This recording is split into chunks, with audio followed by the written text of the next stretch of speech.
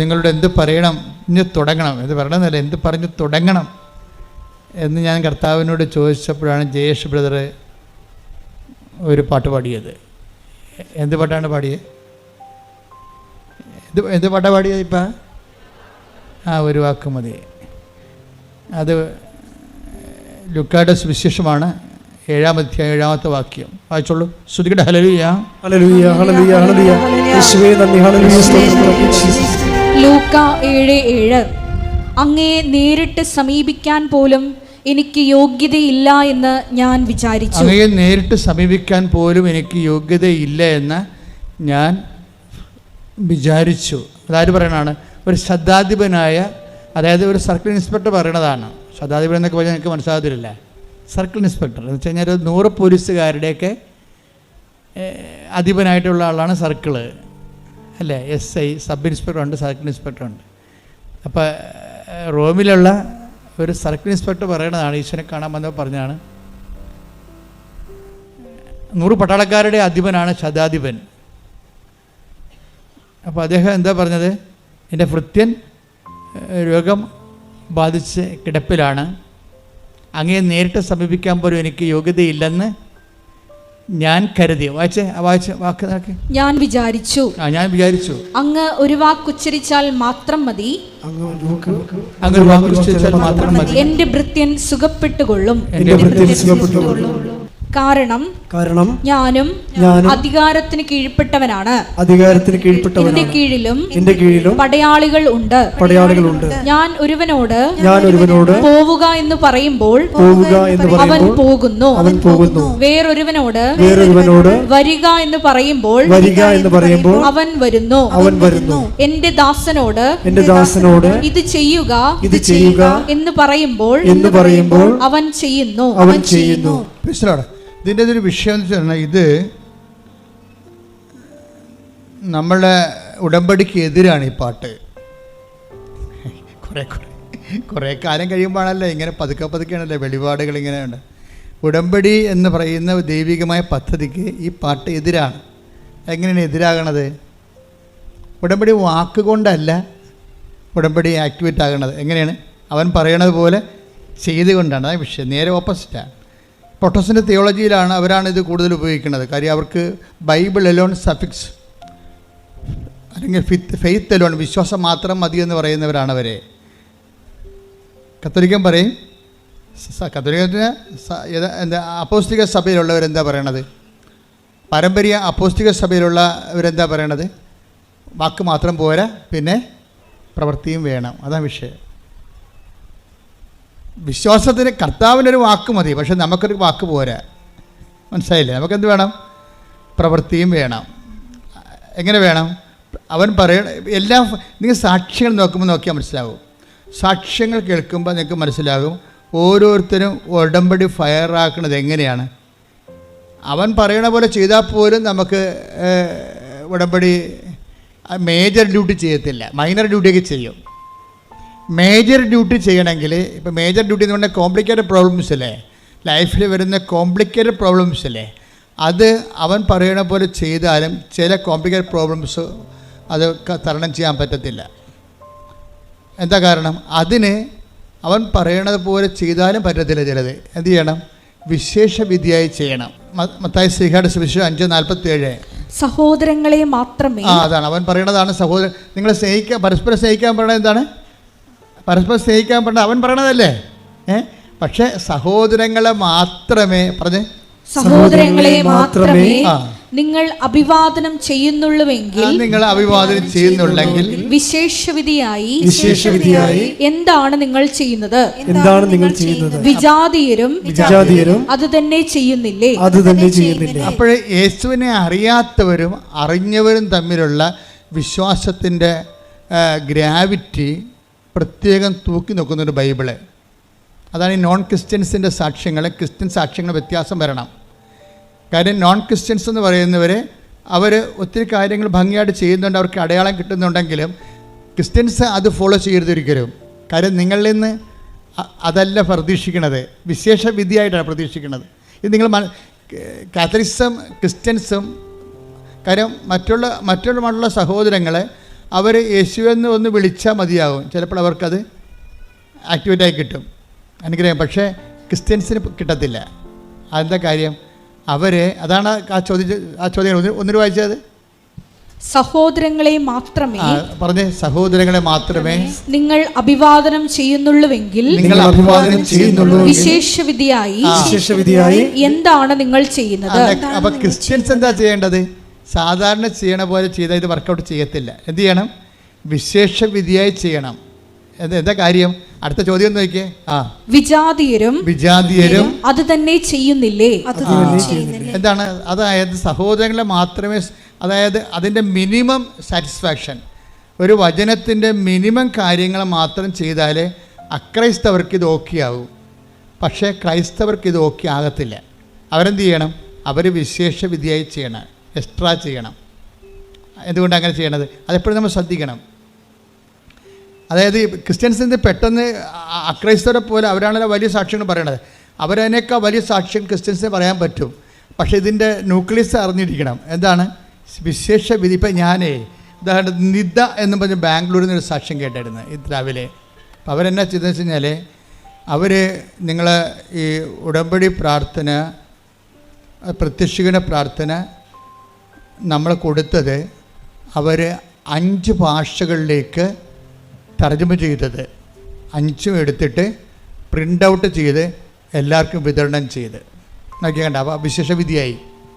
അതാണ് വിശേഷവിധി എന്ന് പറയുന്നത്. നമ്മൾ പറയണതിനേക്കാൾ കൂടുതൽ ചെയ്യും. അല്ല, ഒരു വാക്ക് മതി എന്ന് വെച്ചാൽ നടക്കത്തില്ല. ഒരു വാക്ക് കൊണ്ട് ഈ സംഭവം വർക്കൗട്ട് ചെയ്യത്തില്ല. കർത്താവിനൊരു വാക്ക് മതി, പക്ഷെ നമുക്കൊരു വാക്ക് പോരാ. നമുക്ക് സാധാരണ ചെയ്യണതും പോരാ. പിന്നെ എന്ത് ചെയ്യണം? വിശേഷവിധിയായി ചെയ്യണം, വിശേഷവിധിയായി ചെയ്യണം. ഇപ്പോൾ വേറെ ഷിജിനി എന്ന് പറഞ്ഞ സഹോദര സാക്ഷ്യം, ഷിജിനി. അപ്പോൾ ഇവരെല്ലാം ചെയ്യുന്നത് വിശേഷവിധിയാണ് ചെയ്യണത്. അതായത് ചെയ്യുന്നതിനാണ് പ്രാധാന്യം, ചൊല്ലുന്നതിനേക്കാൾ. ഉടമ്പടിയിൽ എല്ലാ വിഷയങ്ങൾക്കും സമാധാനം ഉണ്ടാകുന്നതിൻ്റെ പ്രധാനപ്പെട്ട കാരണം നമ്മൾ ചൊല്ലുന്നതിനേക്കാളും ചെയ്യുന്നതിനാണ് അവിടെ പ്രാധാന്യം. ചെയ്താലും പറ്റത്തില്ല, പിന്നെ എന്ത് ചെയ്യണം? വിശേഷവിധിയായി ചെയ്യണം. പ്രാർത്ഥിക്കുക. കർത്താവായ ദൈവമേ, എൻ്റെ പ്രേക്ഷിത പ്രവർത്തനങ്ങളെ, സുവിശേഷ വേലയെ ത്യാഗം സഹിച്ചുകൊണ്ട് ചെയ്യുവാൻ എന്നെ സഹായിക്കണം. ഇപ്പം ഷിജിനി എന്ന് പറഞ്ഞ മോള് അവർ അക്രൈസ്തവ സഹോദരിയാണ്. അവളെന്നാ ചെയ്യണത്? അവളെ ചെയ്യണത് പത്രം കൊടുക്കുമ്പോൾ കൃപാസനത്തിൻ്റെ ഒരു ഉപ്പും പൊതിഞ്ഞ് കൊടുക്കും. ഇത് വല്ലവരും പറഞ്ഞു, ഇവിടുന്ന് വല്ലവരും പറഞ്ഞതാണോ? അല്ല, ഒന്നും പറഞ്ഞതല്ല. അവർ സ്വന്തമായിട്ട് ചെയ്യണതാണ്, വിശേഷവിധിയായി ചെയ്യാൻ. അവരെ പക്ഷേ ക്രിസ്ത്യനല്ല, അക്രൈസ്തവ സഹോദരിയാണ് ഷിജിനി. അവർ ചെയ്യണത് എന്താണ്? അവർ പത്രം ചുമ്മാ കൊണ്ടേ കൊടുക്കുകയല്ല, എവിടെയെങ്കിലും വെച്ച് ഓടിക്കളയുകയല്ല, അല്ലെങ്കിൽ പപ്പടുത്ത് കൊടുത്തിട്ട് ആൾക്കാരെ കൊണ്ട് കൊടുപ്പിക്കുകയല്ല ചെയ്യണത്. അവർ തന്നെ കൊടുക്കുമ്പോൾ അതിൻ്റെ കൂടെ വെഞ്ചരിച്ച് ഇത്തിരി ഉപ്പം പൊതിഞ്ഞ് കൊടുക്കും. എന്നിട്ട് എന്ത് പറയും? മാതാവിനെക്കുറിച്ച് അവരോട് സംസാരിക്കും. ഞാൻ എല്ലാവരോടും മാതാവിനെക്കുറിച്ച് സംസാരിക്കുമെന്ന്. അപ്പോൾ ഞാൻ തൻ്റെ താത്താമാരൊക്കെ ഉണ്ട്, മുസ്ലിം താത്താമാരൊക്കെ ഉണ്ട്. ഞാൻ താത്തായോട് പറഞ്ഞു, നിങ്ങളുടെ പ്രശ്നങ്ങളെല്ലാം തീരും, മാതാവിൻ്റെ അടുത്ത് വന്നാൽ മതി. അപ്പോൾ 2 താത്തായും കൂട്ടിക്കൊണ്ട് ഈ ഷിജിനി ഇവിടെ വരും. അപ്പോൾ ഒരു താത്തയുടെ കാര്യം അപ്പം തന്നെ മാതാവ് ആ ആഴ്ച തന്നെ സെറ്റ് ചെയ്യും. അപ്പോൾ നോക്കിയേ, ഹിന്ദുസ് മുസ്ലിംസിനെയും കൂട്ടിക്കൊണ്ട് വരികയാണ് എവിടെ? ഉടമ്പടിക്ക്. അപ്പോൾ കത്തോലിക്കൽ എന്ത് ചെയ്യും? കത്തോലിക്ക് എഴുന്നേറ്റ് വരുമ്പോഴത്തേന് 9 മണിയാവും. അതാണ് പ്രശ്നം. അത് പ്രശ്നമാണ്. അതാണ് വിശേഷം. ഒരു വാക്കുകൊണ്ട് ഈ സംഭവം നിൽക്കത്തില്ലെന്ന് പറയാൻ കാര്യം. നിങ്ങൾ സാക്ഷ്യം പറയുന്നവർ എന്ത് ചെയ്തെന്ന് നോക്കണം. സാക്ഷ്യം പറയുന്നവർ എന്താണ് അവർ തീഷ്ണമായ സ്നേഹത്തോടെയാണ് ചെയ്യണത്. ഞാൻ എപ്പോഴും എനിക്ക് തോന്നിയിട്ടുള്ള കാര്യം വെച്ച് കഴിഞ്ഞാൽ, ഈ വിശ്വാസം കഴിഞ്ഞ ദിവസങ്ങളിൽ ഇന്നലെ സ്തുതിക്കട്ടെ മക്കളെ, സ്തുതിക്കട്ടെ. ഹല്ലേലൂയ, ഹല്ലേലൂയ, ഹല്ലേലൂയ, ഹല്ലേലൂയ. യേശുവേ, സാക്ഷ്യങ്ങളിലൂടെ ഞങ്ങളോട് സംസാരിക്കുന്ന നന്ദി പറയുന്നു.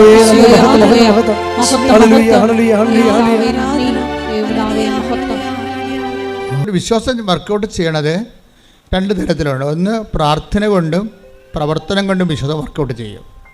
അപ്പോൾ പ്രാർത്ഥനയാണ് ആദ്യ നിലവാരം. പ്രാർത്ഥനയാണ് നമ്മുടെ വിശ്വാസത്തെ ആവിഷ്കരിക്കുകയോ പ്രകടിപ്പിക്കുകയോ. വിശ്വാസത്തിൻ്റെ അകത്ത് പ്രാർത്ഥനയിൽ നമ്മൾ എന്താണ് ചെയ്യണത്? അതിൻ്റെ ടെക്നിക്കാലിറ്റി എന്താണ്? പ്രാർത്ഥനയിൽ നമ്മൾ പ്രാർത്ഥിക്കുമ്പോൾ നമ്മുടെ വിശ്വാസം പ്രകടിപ്പിക്കുകയാണ് ചെയ്യണത്. പ്രാർത്ഥിക്കുമ്പോൾ നിങ്ങൾ ഓർക്കേണ്ടത് എന്താണെന്ന് വെച്ച് കഴിഞ്ഞാൽ, അതെന്താണ് ചെയ്യണമെന്ന് നമ്മൾ ഓർക്കണം. ഇപ്പോൾ നമ്മളിങ്ങനെ അവരെ ഇവിടെയൊക്കെ സംസാരിച്ചുകൊണ്ട് ചോറ് വാരി തിന്നുമ്പോൾ ആ ചോറ് വാരി ചോറ് തിന്നുന്നു, അതിൻ്റെ അകത്ത് മീനെടുത്ത് കഴിക്കുന്നു, ആ ക്യാബേജ് എടുത്ത് കഴിക്കുന്നു, നമ്മളിങ്ങനെ ഇട്ട് ചവക്കുന്നു. പക്ഷെ നമ്മൾ അറിയുന്നില്ല, നമ്മൾ ഫോണിൽ നമ്മൾ ആരോടെങ്കിലും പറയണ കേട്ടോണ്ടിരിക്കുകയായിരിക്കും, വേറെ ജോലി ചെയ്തുകൊണ്ടിരിക്കുകയായിരിക്കും. പക്ഷേ നമ്മൾ ഈ കഴിക്കുന്നത് വ്യത്യസ്തമായ സംഭവങ്ങളാണെങ്കിലും അതിങ്ങനെ ചവച്ചാൽ താഴേക്ക് പോകുന്നല്ലാതെ ചോറാണോ പോകുന്നത്, ക്യാബേജാണോ പോകുന്നത് നമ്മൾ അറിയുന്നില്ലല്ലോ. ഇതുപോലെ ഈ പ്രാർത്ഥനയ്ക്ക് അപകടം സംഭവിക്കും. പ്രാർത്ഥിക്കുമ്പോൾ വിശ്വസിക്കുന്നുവെന്നുള്ള കാര്യം നിങ്ങൾ ഓർത്തില്ലെങ്കിൽ നമ്മൾ മറ്റുള്ളവരോട് സംസാരം കേട്ടുകൊണ്ട് ഭക്ഷണം കഴിക്കണ പോലെ ഇരിക്കും. എന്താണ്, എന്തൊക്കെയാണ് കഴിക്കണത്, എന്തൊക്കെ കഴിച്ചു കൂട്ടി, അത്രയേ ഉള്ളൂ, അറിഞ്ഞില്ല എന്തൊക്കെയാണ് കഴിച്ചതെന്ന്. അത് ഞാൻ കഴിച്ചാ, ഇത് ഞാൻ കഴിച്ചാ, ഇതുണ്ടായിരുന്ന ഇവിടെ നിന്ന് പിന്നീട് കഴിച്ച് കഴിയുമ്പോൾ കൈ കഴുകിക്കുമ്പോഴാണ് നമ്മൾ മേശപ്പുറത്തോട് നോക്കണത്. അപ്പോൾ നമ്മൾ കഴിച്ച് കഴിഞ്ഞിരിക്കും, ഒന്നും അറിഞ്ഞില്ല. പല പ്രാർത്ഥനകൾക്ക് ഇങ്ങനെ ഒരു ദുരന്തം സംഭവിക്കാറുണ്ട്. പ്രാർത്ഥിക്കുന്നവൻ എന്ത് പ്രാർത്ഥിക്കുന്നതെന്ന് അറിയുന്നില്ല, ആരോട് പ്രാർത്ഥിക്കുന്നതെന്ന് അറിയുന്നില്ല, എന്ത് വിശ്വാസത്തിലാണ് പ്രാർത്ഥിക്കണമെന്ന് അറിയുന്നില്ല. പ്രാർത്ഥിക്കുക, കർത്താവായ ദൈവമേ, പ്രാർത്ഥിക്കുമ്പോൾ വിശ്വസിച്ച് പ്രാർത്ഥിക്കുവാൻ എന്നെ സഹായിക്കണമേ. അപ്പം ഈ വിശ്വാസം ആവിഷ്കരിക്കണത് അല്ലെങ്കിൽ വിശ്വാസം നമ്മൾ പ്രകടിപ്പിക്കുന്നത് അതിൻ്റെ പ്രഥമ രൂപം മാത്രമേ പ്രാർത്ഥന, അതിൻ്റെ സങ്കീർണ രൂപം പ്രവർത്തനമാണ്. വിശ്വാസത്തിൻ്റെ ആവിഷ്കാരത്തിൻ്റെ പ്രഥമ രൂപമാണ് പ്രാർത്ഥന. നമ്മളൊരു 4ാം ക്ലാസ്സിലൊക്കെ പഠിക്കുകയാണെങ്കിൽ വിദ്യാഭ്യാസത്തിൻ്റെ പ്രഥമ രൂപം എന്ന് പറയത്തില്ലേ. വിദ്യാഭ്യാസത്തിൻ്റെ പ്രഥമ രൂപം കുറച്ച് കണക്ക് കൂട്ടി എഴുതാൻ പഠിക്കും അല്ലേ, കുറച്ച് ഇംഗ്ലീഷ് കൂട്ടി 2, 4 അക്ഷരം 5 അക്ഷരം ഒരു വാക്കായിട്ട് പഠിക്കാൻ പറ്റും. അപ്പോൾ വിശ്വാസത്തിൻ്റെ പ്രഥമ രൂപമാണ് പ്രാർത്ഥന, അതിൻ്റെ പൂർണ്ണ രൂപമല്ല. വിശ്വാസത്തിൻ്റെ പൂർണ്ണ രൂപം എന്ന് പറയണത്, വിശ്വാസത്തിൻ്റെ പ്രഥമ രൂപമാണ് പലരും ചെയ്യണത്. അതുകൊണ്ടാണ് നിങ്ങൾ എപ്പോഴും ഗതി പിടിക്കാതെ കിടക്കേണ്ട കാരണം അതാണ്. വിശ്വാസത്തിൻ്റെ പൂർണ്ണ രൂപം എന്ന് പറഞ്ഞാൽ എന്താണ്, അതിൽ പ്രഖ്യാപനമുണ്ട്, പിന്നെന്താണ്, പ്രയോഗമുണ്ട്. പ്രഖ്യാപനം എന്ന് പറയുമ്പോൾ എപ്പോഴും ഞാൻ ഇടയ്ക്ക് പറയുന്നത്, ചില ഉടമ്പടി ധ്യാനം കൂടുന്നവർ ഏത് പാർട്ട് കൂടിയിട്ടുണ്ടെന്ന് നമുക്കറിയത്തില്ലല്ലോ. ഉടമ്പടി ധ്യാനം 10,000 1000 ഉണ്ട്. ഇപ്പോഴും 1000 ഉടമ്പടി ധ്യാനങ്ങളുണ്ട് യൂട്യൂബിൽ. അതിൽ ഏതാണ് നിങ്ങൾ കൂടിയെന്ന് അറിയത്തില്ല. അതുകൊണ്ട് ഞാനെപ്പോഴും ചെയ്യണമെന്ന് വെച്ചാൽ പഴയത് ഞാൻ ആവർത്തിക്കും, പിന്നെ ആവർത്തിക്കും. എന്താ ആവർത്തിക്കണത്, നിങ്ങൾക്ക് പുതിയ ആൾക്കാർക്ക്, പുതിയ തലമുറയല്ലേ നിങ്ങൾ, ഉടമ്പടിയുടെ ഓരോ ദിവസവും ഓരോ ഇപ്പോൾ ഇന്നലെ 500 പേര് പുതിയതായിട്ട് ഉടമ്പടി എടുത്തു. ഇന്നലെ ഒറ്റ ദിവസം 500 പേര് ഉടമ്പടി എടുത്തു. അപ്പോൾ പുതിയ തലമുറയാണ്. അപ്പോൾ എന്ത് ചെയ്യും, ഇവർക്ക് പുതിയ ആൾക്കാർക്ക് പഴയ കാര്യങ്ങൾ അറിയത്തില്ല പലർക്കും. അപ്പോൾ പുതിയ ആൾക്കാർക്ക് പഴയ കാര്യങ്ങൾ അറിയണമെന്നുണ്ടെങ്കിൽ ഈ ധ്യാനം കൂടുമ്പോഴല്ലേ അറിയാൻ പറ്റത്തുള്ളൂ. പറയാൻ പറ്റുമ്പോൾ എപ്പോഴും ശ്രദ്ധിക്കേണ്ടത് വിശ്വാസത്തിൻ്റെ പ്രഥമ രൂപമാണ് പ്രാർത്ഥന. അപ്പോൾ വെച്ചാൽ നമ്മുടെ ഒരു 4ാം ക്ലാസ് പഠിപ്പാണ് ഉള്ളത്. അതിൻ്റെ അകത്ത് നിങ്ങൾക്ക് പ്രാർത്ഥിക്കുക മാത്രം ചെയ്യണമെങ്കിൽ ആത്മീയ വിദ്യാലയത്തിൽ നിങ്ങൾ 4ാം ക്ലാസ്സുകാരെത്തിയാണ്, അത്രേ ഉള്ളൂ. ഇപ്പോൾ പഠിയിട്ടില്ലേ ഏത് ക്ലാസ്സിലാണ് ഇരിക്കണമെന്ന് മനസ്സിലായില്ലേ, ഏത് ക്ലാസ്സിലാണ് ഇരിക്കണമെന്ന് മനസ്സിലായില്ലേ. നിങ്ങളെ പ്രാർത്ഥിക്കുക മാത്രമാണ് ചെയ്യണമെങ്കിൽ വിശ്വാസത്തിൻ്റെ പ്രഥമ രൂപം മാത്രമാണ് പ്രാർത്ഥന. അപ്പം അങ്ങനെയാണെങ്കിൽ നിങ്ങൾ എന്താ ചെയ്യണത്, നിങ്ങൾ വിശ്വാസത്തിൻ്റെ സാക്ഷരതയിൽ 4ാം ക്ലാസ്സിലാണ്. 4ാം ക്ലാസ്സുകാർക്ക് 4ാം ക്ലാസ്സുകാരുടെ പണി കിട്ടും, അത്രേ ഉള്ളൂ. വലിയ പണിയൊന്നും ചെയ്യാൻ പറ്റത്തില്ല. കാര്യം 4ാം ക്ലാസ് നിങ്ങൾ പ്രാർത്ഥന മാത്രമാണെന്നുണ്ടെങ്കിൽ അതൊരു 4ാം ക്ലാസ്സുകാരത്തിയാണ്. 4ാം ക്ലാസ്സുകാരനാണെങ്കിൽ നിങ്ങളുടെ ആ കാര്യം മാത്രം ചെയ്താൽ മതി. ആ ഒരു സ്കെയിൽ മാത്രമുള്ള റെമ്യൂണറേഷനൊക്കെ കിട്ടത്തുള്ളൂ നമുക്ക്. ഇത് ഇതിനെക്കുറിച്ചൊരു ഐഡിയ ഉണ്ടാകണം. പിന്നെ എന്ത് ചെയ്യണം, നമ്മൾ വിശ്വാസത്തിൻ്റെ പ്രഥമ പാഠങ്ങൾ പിന്നിട്ട് പക്വതയിലേക്ക് വളരണം. Take the word of God. ശ്രദ്ധിക്കട്ടെ. ഹല്ലേലൂയ ഹല്ലേലൂയ ഹല്ലേലൂയ ഹല്ലേലൂയ. യേശുവേ നന്ദി. ഹല്ലേലൂയ ഹല്ലേലൂയ. യേശുവേ ആരാധന ആരാധന. യേശുവേ നന്ദി. മഹത്വം. ഹെബ്രായർ 6:1. ഹെബ്രായർ 6:1. അതിനാൽ ക്രിസ്തുവിന്റെ വചനത്തിന്റെ പ്രഥമ പാഠങ്ങൾ പിന്നിട്ട് നമുക്ക് പക്വതയിലേക്ക് വളരാം. നിർജീവ പ്രവർത്തികളിൽ നിന്നുള്ള തിരിച്ചുവരവാണ്. എന്താണ് നിർജീവ പ്രവർത്തികളിൽ നിന്നുള്ള നിർജീവ പ്രവർത്തി എന്ന് പറയുന്നത് ജീവൻ പ്രവർത്തികളെ ദൈവം വിശ്വാസം ഇങ്ങനെ പ്രവർത്തികളാൽ സാധൂകരിക്കപ്പെടുന്നുണ്ടെങ്കിലും ഈ പ്രവർത്തികളെ ദൈവം പിന്നെയും തിരിക്കുകയാണ്. എന്താ കാര്യം, ജീവനുള്ള പ്രവൃത്തിയും ജീവനില്ലാത്ത പ്രവൃത്തിയും. എന്നുവെച്ചാൽ കൃപ നമുക്ക് നൽകുന്ന പ്രവൃത്തിയുണ്ട്, കൃപയും ജീവനും ഒരേ അർത്ഥമാണ് ബൈബിളിലുള്ളത്. ഈശോ പറയും, ഞാൻ വന്നിരിക്കുന്നത് അവർക്ക് ജീവൻ ഉണ്ടാകാനും അത് സമർത്ഥമാണ്. 10:10 അങ്ങനെ പറയും. യോഹന്നാന്റെ 10:10 എന്താ പറയണത്? ഒന്ന് പറഞ്ഞ്, ഞാൻ വന്നിരിക്കുന്നത് അവർക്ക് ജീവൻ ഉണ്ടാകാനും അത് സമൃദ്ധമായി ഉണ്ടാകാനും. അപ്പോൾ അവിടെ ജീവൻ എന്ന് പറയുന്നത് ആ ജീവൻ തന്നെയാണ് നമ്മൾ യോഹന്നാൻ 1:16 പറയണത്. എന്താ പറയണത്? തൻ്റെ നാമത്തിൽ വിശ്വസിക്കുന്നവർക്കെല്ലാം പറഞ്ഞേ, തന്റെ നാമത്തിൽ വിശ്വസിക്കുന്നവർക്കെല്ലാം കൃപയ്ക്ക് മേൽ കൃപ. അപ്പൊ ഈ കൃപയ്ക്ക് മേൽ കൃപ നൽകിയിരിക്കുന്നു പറയണ കൃപയ്ക്ക് മേൽ യോഹന്നാൻ 1:16 കൃപയ്ക്ക് മേൽ കൃപയും യോഹന്നാൻ 10:10 ജീവൻ ഉണ്ടാകാനും സമർത്ഥമായി ഉണ്ടാകാൻ ജീവൻ സമൃദ്ധിയും മേൽകൃപയും സമർത്ഥമായ ജീവനും ഒരേ വാക്ക് തന്നെയാണ്. ശരിക്കും പറഞ്ഞാൽ എന്താണ്? കൃപയാണ്, ദൈവികമായ ശക്തിയാണ്. നമ്മളിലേക്ക് അപ്ലോഡ് ചെയ്യുന്ന ശക്തി ചിലപ്പോൾ സിംഗിൾ ഫേസ് ആയിരിക്കും. അപ്പോൾ സിംഗിൾ ഫേസ് ആണെങ്കിൽ ഒരു മൈക്കൊക്കെ ഓപ്പറേറ്റ് ചെയ്യാൻ പറ്റും. പക്ഷേ സമർത്ഥമായ ജീവൻ എന്ന് പറയുമ്പോൾ 3 ഫേസ് ആയിട്ടുള്ള പവറാണ് വരണമെന്നുണ്ടെങ്കിൽ ഹെവി ഡ്യൂട്ടി എടുക്കും വലിയ കാര്യങ്ങൾ. എൻ്റെ പേര് ടെസ്സ. ഞാൻ എറണാകുളത്ത് നിന്ന് വരുന്നു. ഞാൻ എൻ്റെ ചേച്ചിക്ക് വേണ്ടിയിട്ടാണ് സാക്ഷ്യം പറയാൻ വന്നിരിക്കുന്നത്. എൻ്റെ ചേച്ചി ഒരു ലോയറാണ്. TCS ലീഗൽ ഡിപ്പാർട്ട്മെൻറ്റിൽ വർക്ക് ചെയ്യുകയാണ്. കോവിഡ് കാരണം വർക്ക് ഫ്രം ഹോമായിട്ട് കണ്ടിന്യൂ ചെയ്യുമായിരുന്നു. അപ്പോൾ ഈ അടുത്ത് അവരെ തിരിച്ച് ഓഫീസിലേക്ക് വിളിച്ചു. അപ്പോൾ ബോംബെ ആണ് ഓഫീസ് കിട്ടിയിരിക്കുന്നത്. അപ്പോൾ തിരിച്ച് വിളിച്ചു. അപ്പോൾ ഈ അടുത്ത് കുഞ്ഞുണ്ടായതുകൊണ്ട് ട്രാവൽ ചെയ്യാൻ പറ്റില്ല. അങ്ങനെ വേറൊരു സ്ഥലത്തേക്ക് മാറി താമസിക്കാൻ പറ്റില്ലാത്തൊരവസ്ഥയായിരുന്നു. അങ്ങനെ അപ്പോൾ ജോലി പോകും, വേറെ ജോലി നോക്കാം എന്നുള്ളൊരു ആലോചനയിൽ നടക്കുമായിരുന്നു. ഞാൻ ഉടമ്പടി എടുത്തു. ഒരാഴ്ചയ്ക്കുള്ളിൽ അവർ വർക്ക് ഫ്രം ഹോം തന്നെ പിന്നെയും കണ്ടിന്യൂ ചെയ്തോ. എറണാകുളത്തേക്ക് വേറെ ലീഗലിന് ഇവിടെ ആളെ വയ്ക്കാൻ നോക്കാം എന്ന് അവർ ട്രൈ ചെയ്യാമെന്ന് പറഞ്ഞു. അങ്ങനെ അതിൻ്റെ ആദ്യത്തെ ഉടമ്പടി അത് എടുത്തത് മാതാവ് നിറവേറ്റി തന്നു. പിന്നെ അനുഗ്രഹം കിട്ടിയൊരു കാര്യം, എനിക്ക് MBAക്ക് അഡ്മിഷന് ഞാൻ കുറേ അധികമായിട്ട് ട്രൈ ചെയ്യുമായിരുന്നു. എനിക്ക് എവിടെ അഡ്മിഷൻ കിട്ടിയില്ലായിരുന്നു. എല്ലായിടത്തും ഇൻ്റർവ്യൂ ആകുമ്പോഴേക്കും പോകുമായിരുന്നു. ഉടമ്പടി എടുത്ത് 2 മാസം കഴിഞ്ഞപ്പോഴേക്കും നല്ലൊരു കോളേജിൽ ഓൾ ഇന്ത്യ റാങ്കിങ് ഉള്ളൊരു കോളേജിൽ ഇൻ്റർവ്യൂവിന് വിളിക്കുകയും ആ ഒരു ഇൻ്റർവ്യൂ മാത്രം എനിക്ക് ടെൻഷനൊന്നും ഇല്ലാണ്ട് നന്നായിട്ട് പോവുകയും ചെയ്തു. അവിടെ തന്നെ പെട്ടെന്ന് തന്നെ എനിക്ക് അഡ്മിഷൻ ലഭിക്കുകയും ചെയ്തു. ഈ മാസം ഞാൻ ജോയിൻ ചെയ്യാൻ പോവുകയാണ്. എൻ്റെ പേര് ത്രേസി, എറണാകുളത്ത് നിന്ന് വരുന്നു. ഞാൻ 2018 ജാനുവരിയിൽ ഉടമ്പടി എടുത്തിരുന്നു. ആ ഉടമ്പടി 5 പ്രാവശ്യം വന്നു. പിന്നെ അത് ഡിസ്കണ്ടിന്യൂ ആയി. അത് പിന്നെ തുടർന്നുകൊണ്ട് പോകാൻ പറ്റില്ല. വീട്ടിലിരുന്ന് ഞാൻ ഉടമ്പടി എടുത്ത് ഉടമ്പടി പ്രാർത്ഥന ചൊല്ലിക്കൊണ്ടിരുന്നു. അങ്ങനെ ഇന്ന് മോൾക്ക് വിവാഹം നടക്കാൻ വേണ്ടി ഞാൻ ഒത്തിരി പ്രാർത്ഥിച്ചു. മോൾക്ക് വിവാഹം വേണ്ടാന്ന് പറഞ്ഞ് നിൽക്കുകയായിരുന്നു. അത് കഴിഞ്ഞ് ഞാൻ 2020 ഞാൻ ഉടമ്പടി വീണ്ടും എടുത്തു. ഉടമ്പടി എടുത്തു കഴിഞ്ഞ് 3 മാസത്തിനുള്ളിൽ മോളുടെ വിവാഹം നടക്കുകയും അധികം താമസിക്കാണ്ട് മോൾക്കൊരു കുഞ്ഞുണ്ടാകുകയും ചെയ്തു. ഈ അനുഗ്രഹങ്ങൾക്ക് മാതാവിനെ ഞാൻ നന്ദി പറയുകയും സ്തുതിക്കുകയും ചെയ്യുന്നു. എൻ്റെ പേര് ആൻസി. ഞാൻ കോട്ടയം നീണ്ടൂരിൽ നിന്ന് വരുന്നു. ഞാൻ 2018 ഏപ്രിൽ 16 തീയതിയാണ് ഉടമ്പടി എടുത്തത്. അന്ന് ഞാൻ ആദ്യത്തെ നിയോഗം എൻ്റെ മോൾ OET പഠിക്കുന്നുണ്ടായിരുന്നു. അവൾ എഴുതി പാസ്സായി UK പോയി. രണ്ടാമത്തെ നിയോഗം എൻ്റെ മോൻ സിവിൽ എഞ്ചിനീയർ ആയിരുന്നു. അവനൊരു ജോലിക്ക് വേണ്ടിയാണ് ഞാൻ പ്രാർത്ഥിച്ചത്. അവന് തൃശ്ശൂർ ഒരു ജോലി കിട്ടി. അവനൊരു പനിയുണ്ടായി. പെട്ടെന്ന് അവന് ബോധം പോയി. ഞാൻ അന്നേരം ഉടമ്പടി പത്രം വെച്ച് പ്രാർത്ഥിച്ച്, അമ്മയും ബോധം തെളിയുവാണെങ്കിൽ ഞാൻ ഇവിടെ ഒന്ന് സാക്ഷ്യപ്പെടുത്തിക്കൊള്ളാമെന്ന്. പിറ്റേ ദിവസം തന്നെ ബോധമായി. ഒരു കുഴപ്പവുമില്ല. അവനൊരു വിവാഹവും കഴിഞ്ഞ് ഇന്നിപ്പോൾ അവർ 2 പേരും സിംഗപ്പൂരിൽ സന്തോഷമായിട്ട് ജീവിക്കുന്നു.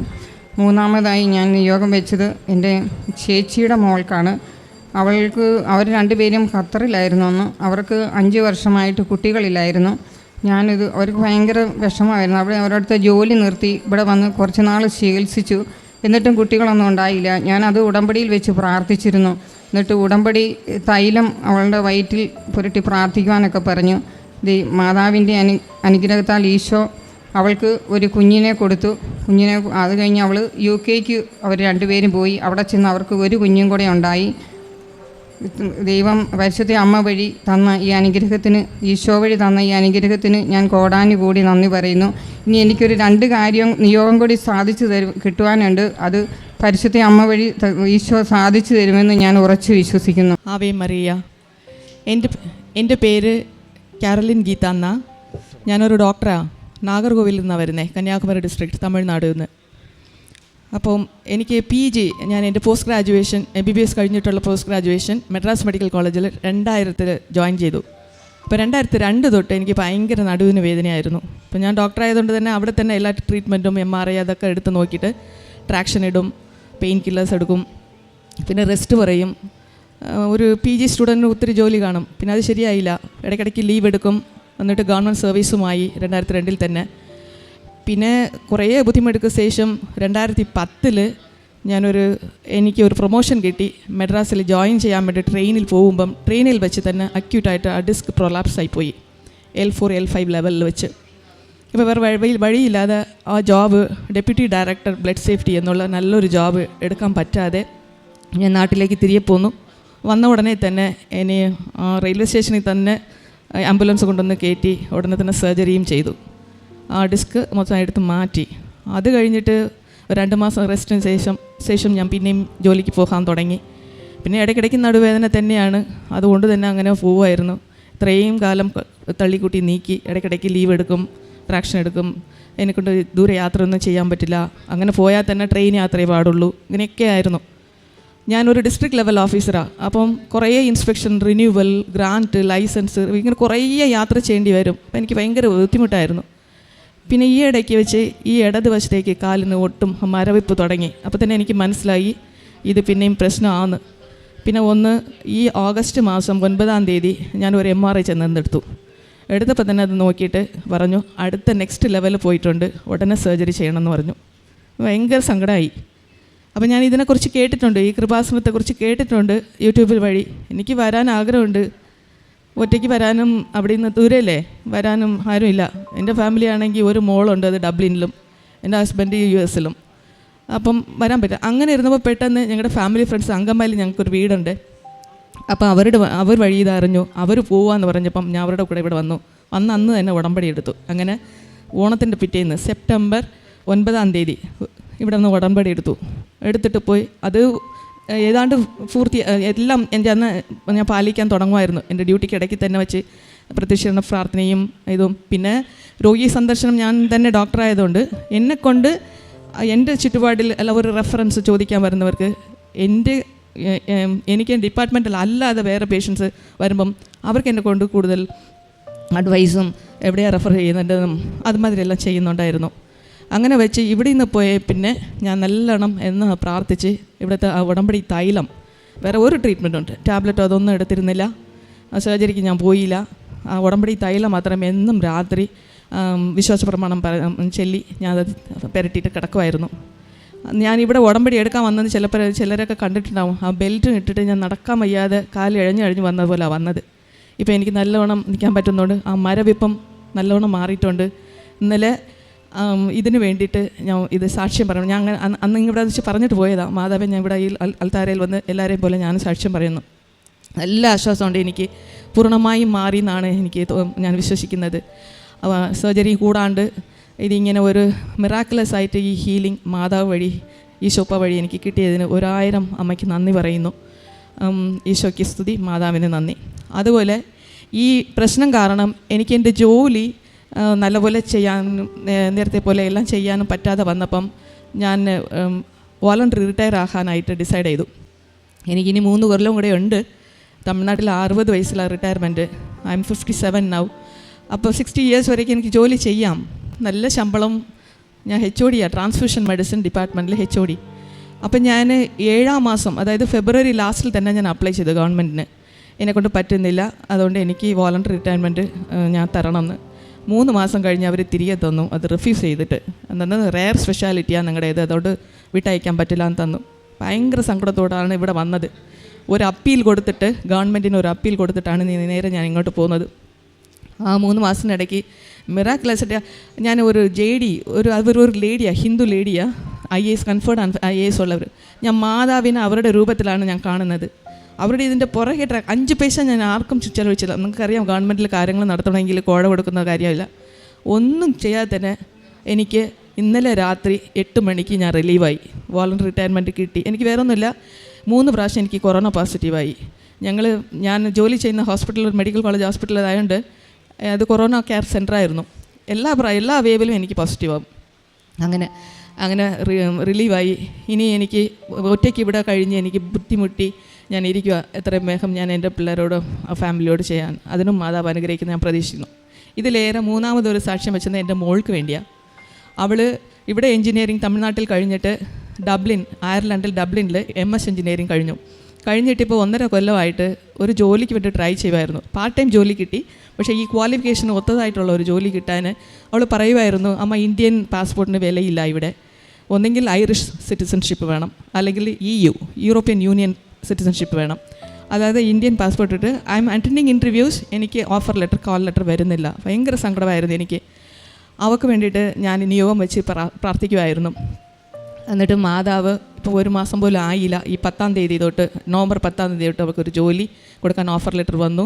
2023 ജാനുവരി തൊട്ട് നല്ല ഫുൾ ഫ്ലെഷ്ഡായിട്ട് അത് മാർക്കറ്റിംഗ് മാനേജറായിട്ട് ഒരു American based company they are starting. First അവർ ഡബ്ലിനിൽ തുടങ്ങുവാണ്, പിന്നെ അവർ യൂറോപ്യൻ കൺട്രീസിൽ തന്നെ അത് എക്സ്പാൻഡ് ചെയ്യുവാണ്. അതിന് മൊത്തം നോക്കാനായിട്ട് എൻ്റെ മോള് ദൈവം തള്ളി പറഞ്ഞ കല്ലുപോലെ കിടന്ന് അവളെ ഉയർത്തിയിരിക്കുന്നു. അവൾക്ക് അത്രയും കഴിവ് മാതാവ് കൊടുത്തു എന്നുള്ളത് കേട്ട് എനിക്ക് തന്നെ വിശ്വസിക്കാനായില്ല. അത് കേട്ടപ്പം ആ കമ്പനി CEO ഒക്കെ അത്രയ്ക്ക് നല്ലൊരു അഭിപ്രായം.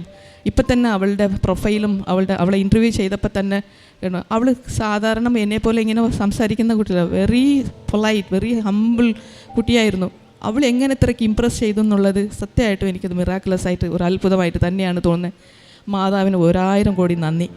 എന്നിട്ട് ഞാൻ ഒരു 6 നിയോഗം വെച്ചതിൽ 3 നിയോഗം ഒരു 1.5 മാസത്തിനകം എനിക്ക് സാധിച്ചു തന്ന മാതാവിന്. അതിൽ എൻ്റെ വീസയ്ക്ക് പകുതി പ്രോസസ്സ് റെഡിയായി.